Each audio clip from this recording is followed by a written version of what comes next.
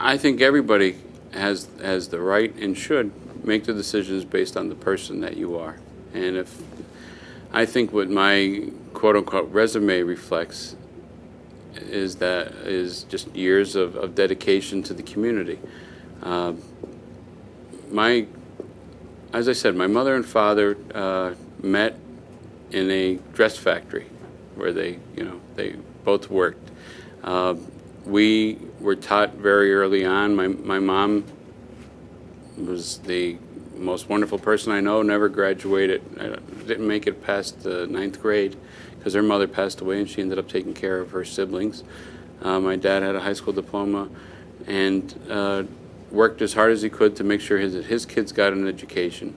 The one thing I did learn early on in life, we had some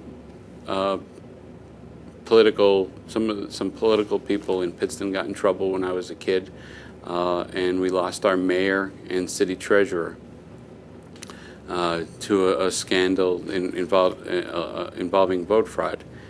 And my dad was not involved in politics whatsoever, but the council at the time, in its wisdom, appointed my dad to be the city treasurer because they wanted somebody that they were going to take that was going to be an honest person that really told the public that it's time to restore integrity in Pittston City, and we're going to do that by putting a guy in office that everybody knew to be an honest, fair guy.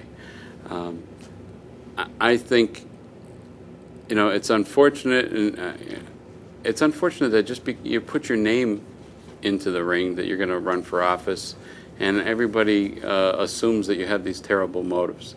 My brother Angelo, I got to tell you, he took on the assessment assignment early on because he thought that there was problems with how Luzerne County assessed properties.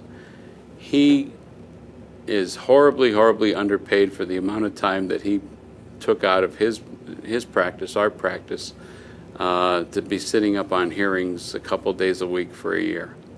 And like I said, I worked for the congressman for years. Your reporters will tell you that, I worked 14-hour days. I worked 14-hour Saturdays, 14-hour Sundays.